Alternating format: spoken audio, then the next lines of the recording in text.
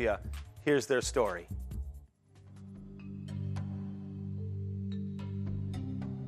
Claire, you have 2 kids. You are interested in a third, adopting a little child from Ethiopia. What would get into your mind about adopting a child from the other side of the world? How did that process start for you?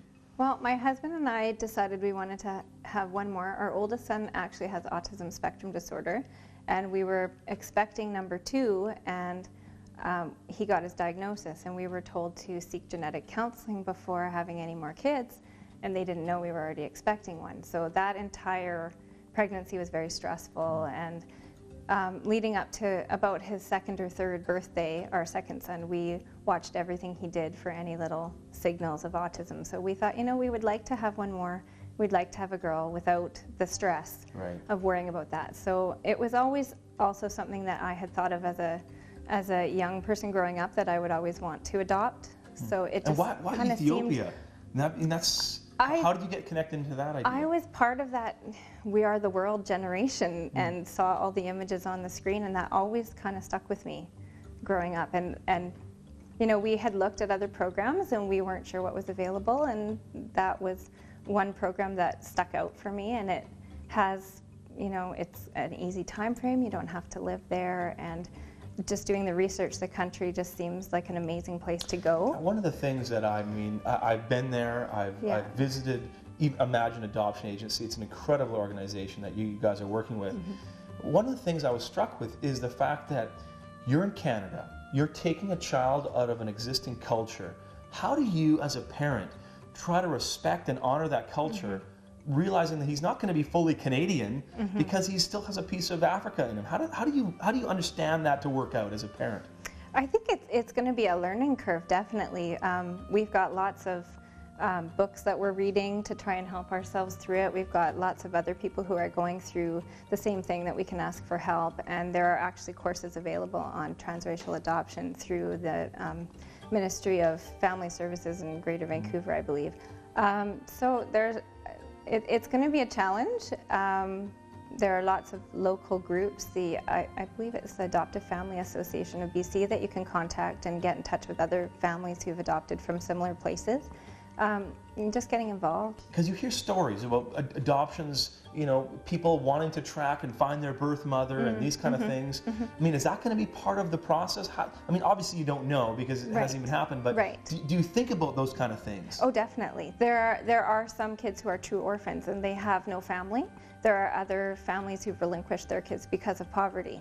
And if that's the case, a lot of the times Imagine will arrange for you to meet with the birth parents, and you can have a connection with them, and you can send letters every now and then, however you're comfortable, to Imagine, and they will try and forward them on to the birth family so that you can say when your child's old enough and they want to go back, you can take them back and they can find their roots. Welcome back. We're joined in the studio with Emily Krabendam, who's adopting a little baby boy from Ethiopia. I was just in Ethiopia. I was in the adoption agency that you're getting this boy from. I may have held your son before you did. That's crazy. Incredible. I can't wait to meet this little guy. Tell me about this. When was the first moment you wanted to adopt, and why? Actually, when I was younger, I saw a documentary on adoption in China and the state of their orphanages. And then when I was a bit older, I did some traveling. I visited orphanages in the Philippines and Nicaragua. And honestly, after you have seen rooms and rooms and cribs just filled with babies that want to be held and played, and they need a family, it was something I just decided I had to do. And so you said, I'm not going to have my own kids. I want to adopt, or might you still have your own kids too? We may, but it's not something I feel in my life that I have to do. Wow. You know, but I do feel like I need to adopt. There's so many children out there that need a home. Why not adopt? It just makes sense. Ethiopia is this place, the other side of the world. I mean, how do you? There must be one of the challenges is holding on to this child's identity and culture in Canada. How do you work through that? Absolutely, yeah. We need to educate ourselves. So my husband and I have been reading lots of books, learning about food, holidays, you know, cultural events, and we definitely plan to embrace that in our life. You know, include some of the Ethiopian holidays in our home and how we raise our child. We would love to travel back if that's right, possible. to show this is where you come from. For sure, when he's older, and to bring him back to where he comes from, I think that would be amazing to do. What are your fears? I mean, you must have some hurdles and things that you've wrestled with and struggled with. What are those things that are hard? Honestly, I'm not really, I wouldn't call them fears. I don't have any, that seems too scary. Too big, okay. Yeah.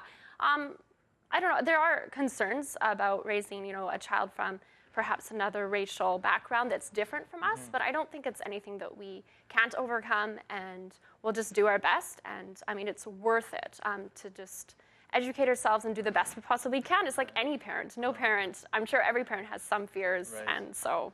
Now, one of the things about Imagine, the agency you're working with, is that they actually encourage you to possibly meet the birth mother. Yeah. That might happen for you in Ethiopia. Yeah, it may, which is going to be really overwhelming and probably not an easy experience. It's something we want to do. Really? And so we hope that could happen if she wants to meet with us when we're in Ethiopia. We'll definitely try to sit down and talk to her. So. Wow, that's an incredible thing to say. I mean, she's doing this obviously out of pain, and this isn't an easy thing. No, in an ideal world, this wouldn't even be happening. Adoption wouldn't even. I mean, I'm definitely an advocate for adoption, but I think that in an ideal world, mothers wouldn't have to place their children for adoption. Samuel would be with his mom, and she wouldn't have to have made this really hard decision. But she did, and thankfully, wow. Okay, you know. Take me to the moment. I mean, you've probably thought of it 1,000 times. Someone says, "Here's little Samuel." What's going on inside you? I have no idea what that will be like. I can't wait for it, but you know, I can't even imagine. Just someone just hands you your child, but it'll be very exciting, surreal. Wow. I just can't wait for you to go over there and pick up little Samuel and love him and bring him back here and just have an incredible life with him. Thanks so much for coming on the show, and I wish you all the best. Thanks. Coming up next, I talk to a person who's in charge of adoption here in British Columbia.